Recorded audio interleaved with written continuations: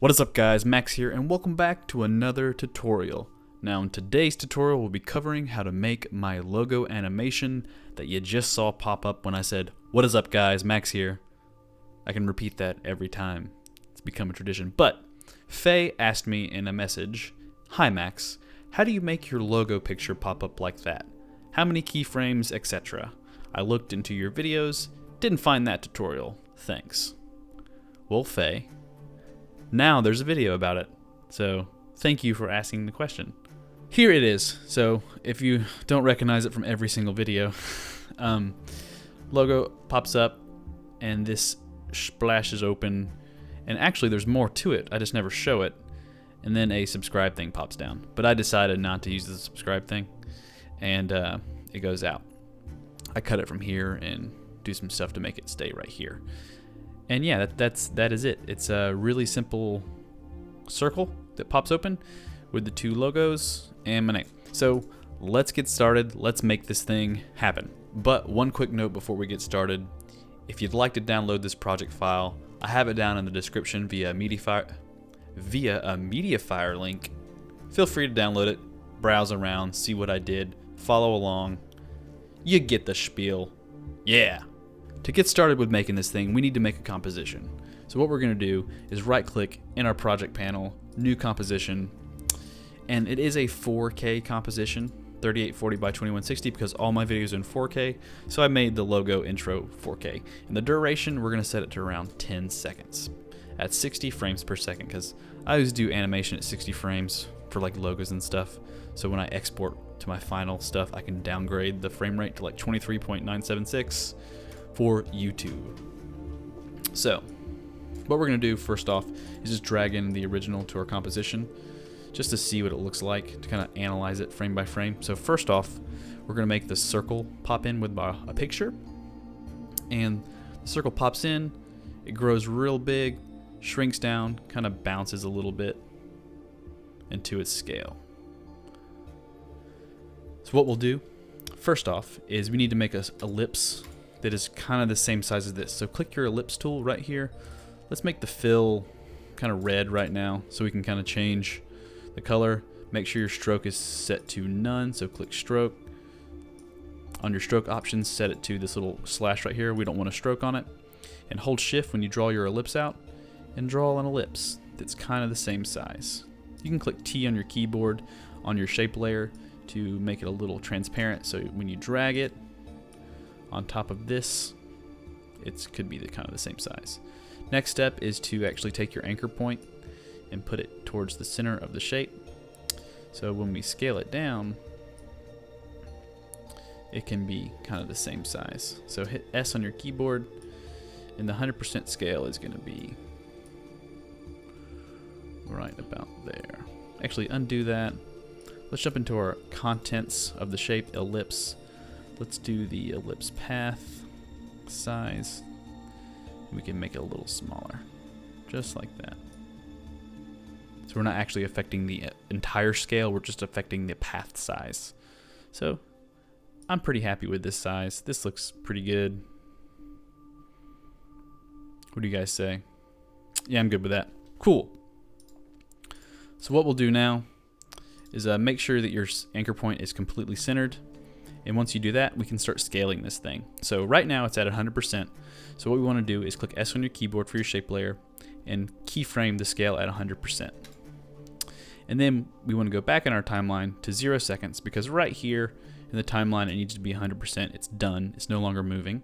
Then at 0 in your timeline, you want the scale to be 0. Now there's that little like jump where it goes in and waves and kind of bounces a little bit. Really simple to make. Hide the bottom layer. All you do is go forward in your timeline to about right here, and you're going to overscale it, so like 110%. And then it needs to get a little smaller than the final scale, so go forward in your timeline again. Let's type 95% on the scale to make another keyframe. So basically it goes big, small, 100%, falls in. What you'll do is you'll highlight all these keyframes, you'll right click, keyframe assistant, easy ease.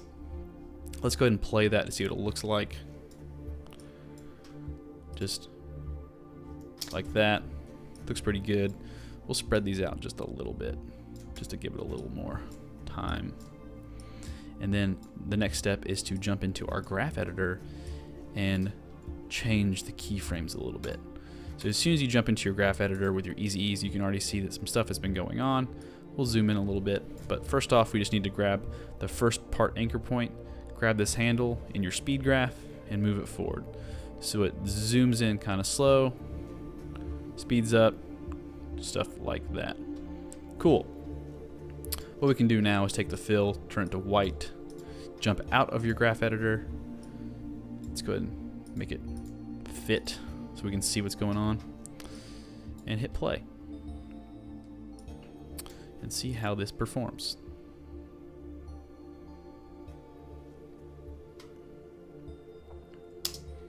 Not bad, not bad. We'll speed the timing up a little bit.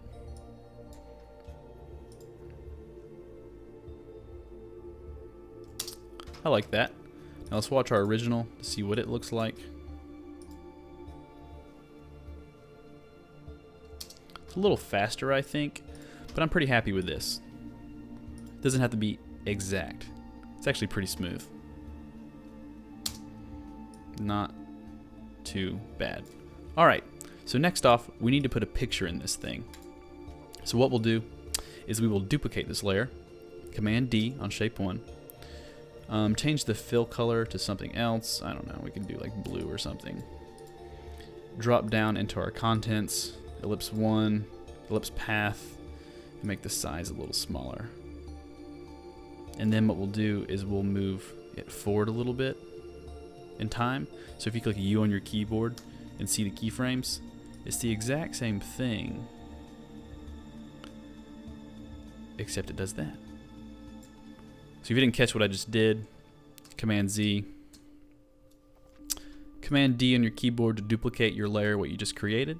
Click a U on your keyboard, move it forward in time a little bit. Change the fill color just so you can see what you're doing. And right now it's the same size, but and we don't want to mess with the scale, what we've already created. We jump down into our contents of shape layer 2, drop down to the ellipse and contents, ellipse path, and just make it a little smaller. And that is it. Super, super simple. Now what we need to do is put a picture inside of it. Super easy. So I got a new profile pic hanging around on my desktop somewhere.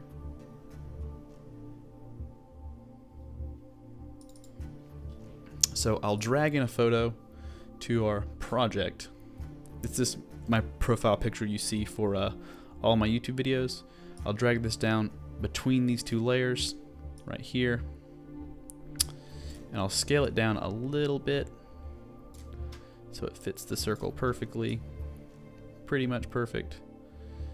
And what I'll do is I'll right click, pre-compose, let's call it picture placeholder, all caps for some reason. Leave all attributes in comp 1, click OK.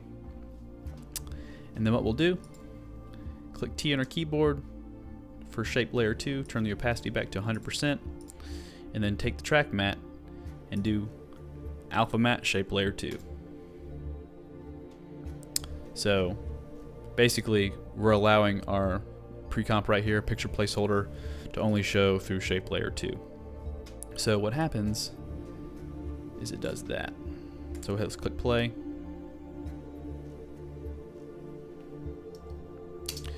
And right here, I think our picture is a little bit not big enough. So right there, we could probably jump in and actually like composition settings, scale our picture up a little bit, lock aspect ratio. We could probably just scale the picture up a little bit.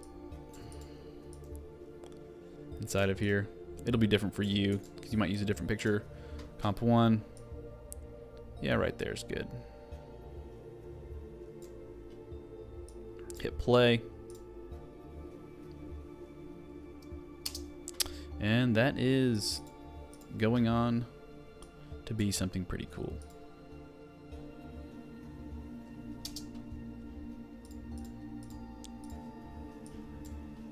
Very, very similar. Make sure the shape is turned off the viewer. Not bad. Cool. What we can do is actually pre-compose all of this. Call it circle jump. Click OK. Circle jump. And now we need to make the last part, which is that right there. That pops open and does that. Minus the subscribe stuff. We're cool with that. So first thing, we need to jump into Google and actually download the Instagram and Twitter logo. So, really simple. Google. Let me kind of drag it around to make it fit.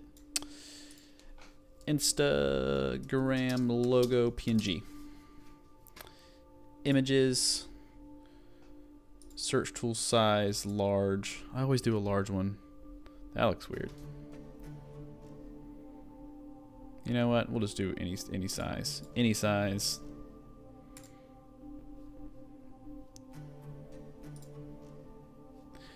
This one looks pretty legit. We'll view image. Preview Instagram logo PNG. Works for me. Now we need the Twitter logo PNG. Perfect.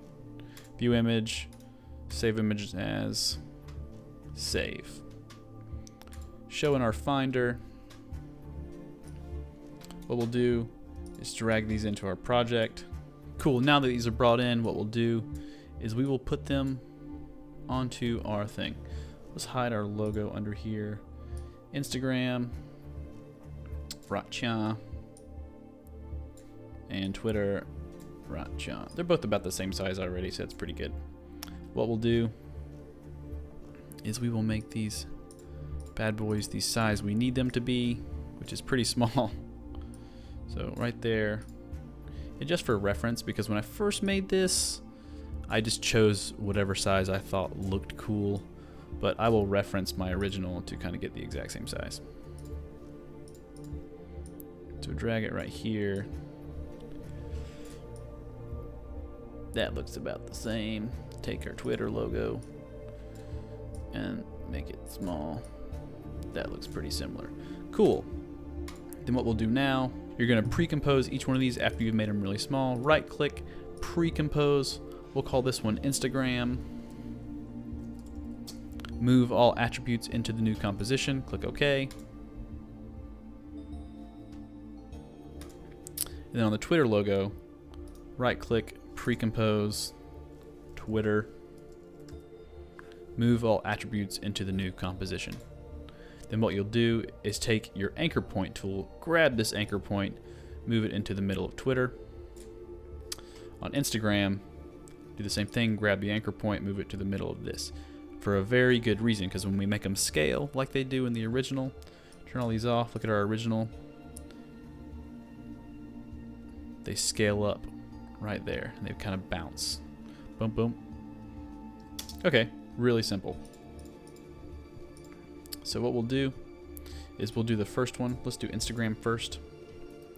Since we moved our anchor point to the middle of Instagram, it should be fairly simple to make this happen. Click S on your keyboard, and it moves in really quick. So keyframe 100%. Now to make this 0%. So boom. We want it to be a little bit bigger. So 110%.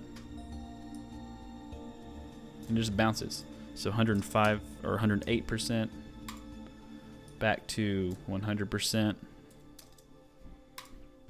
And then 105%. I'm just making these up as I go. See how it looks. Back to 100%. And we're going to check this out with the raw keyframes and see how it works. So you can see the shutter that we just created by going 110, 100, 108, 100. It's getting like smaller bounces as it goes. We'll spread all of these out a little bit to give the bounce a little more time on each one. And we'll play with it from there. And the easier part now is to highlight all these, right click, keyframe assistant, easy ease.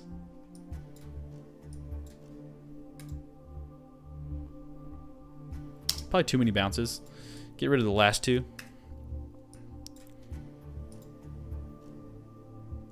looks pretty good. I think that bounces really nice. Probably spread them out even more. And click play.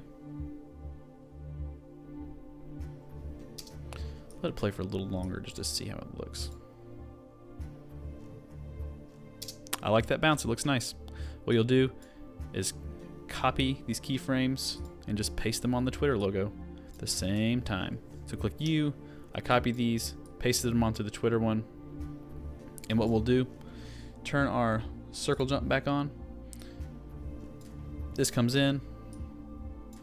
Let's look at the timing on the original. So that came in right there. Cool. So, circle jump right about here. These are going to start coming in right about there. Move them down your timeline. Just like that. Click play.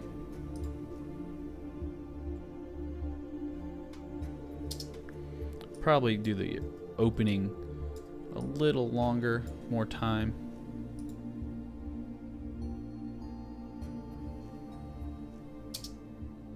A little less time maybe.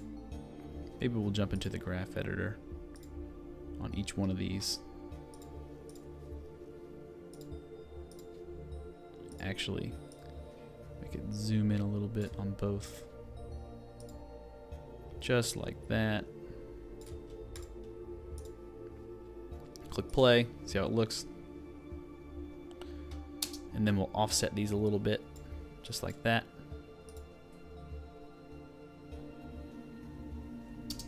And so far, so good. All we have to do now from the original is make my name appear, just like that. So what we'll do is hide the Instagram and Twitter. Grab our text tool, put a layer of text. Grab our text tool, type my name in, so Maxwell, Ridgeway, and right now we're using Babus New. You can download it online, I'll leave a link in the description. My name's gonna go right in the middle, right here. Let's move this anchor point up to the middle of my name. And if we remember in our original, my name just scales up just like the circle jump does. So we can jump into circle jump, take our shape layer, and actually copy the scale effect, copy the scale keyframes, jump back to comp 1, and just paste it onto my name. So right here, it does something like that. So, turn all of our layers on, and my name's gonna come in. But these need to kind of flow out when my name comes in. So, what we're gonna do is actually take both of these, click P on our keyboard with Instagram and Twitter, keyframe the positions, and then when my name comes out,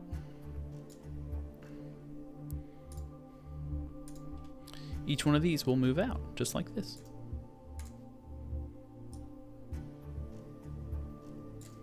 So,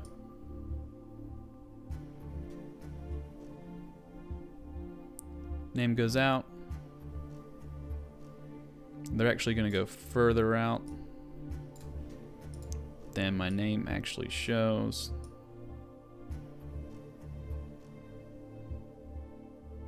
They need to be finished by here.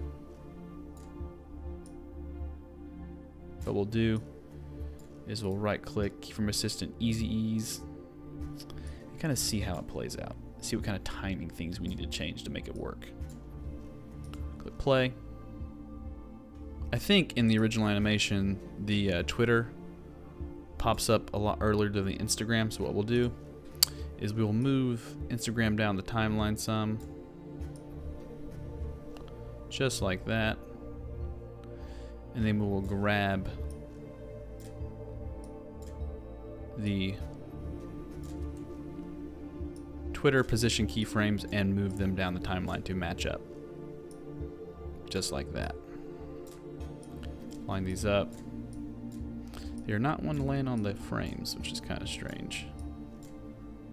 Oh, it's 23 frames per second. Makes sense. So, right there. And what we want to do is actually highlight all of this, click Command on your keyboard, right click, keyframe assistant, ease out on both of these.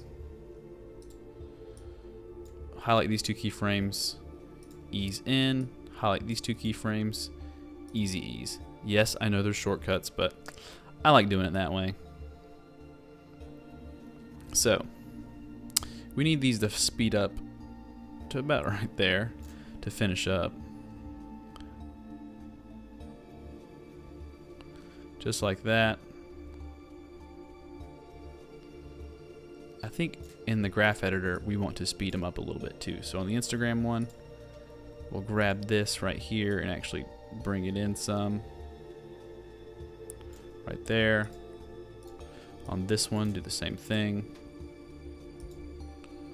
Actually, right there. So it kind of goes a little quicker.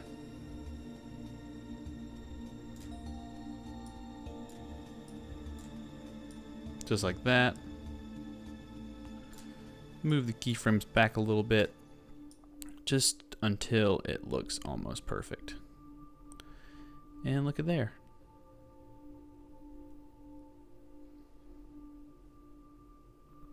So that this flows in, just like our logo did before. This goes in, and then they go out. We could probably smooth these out a lot more too.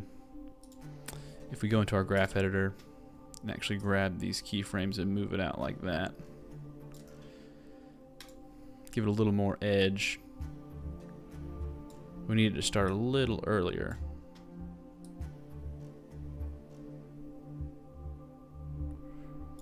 Need this to finish a little earlier as well.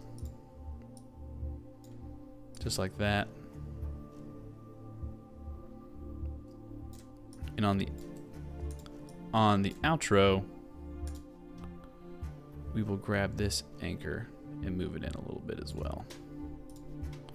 Boom, just like that. And we are pretty much done. And that is how you make my logo intro in a nutshell. Not too complicated. I know the very end of it, I kind of play with the keyframes a lot because you will be TDing and tidying with the keyframes. But I hope this goes over the basic concept on how I made my logo intro and helps you out a lot. And one more quick tip before I finish up. Every time you see my logo opener, it flies open just like we just created, holds for a second, and then disappears. Now the way that I do this, because I never make the outro for animation like this, I will go to composition, add to render queue, choose your output to wherever you want, go to output module, change the video output channel RGB plus alpha, and make sure it is set to video codec animation.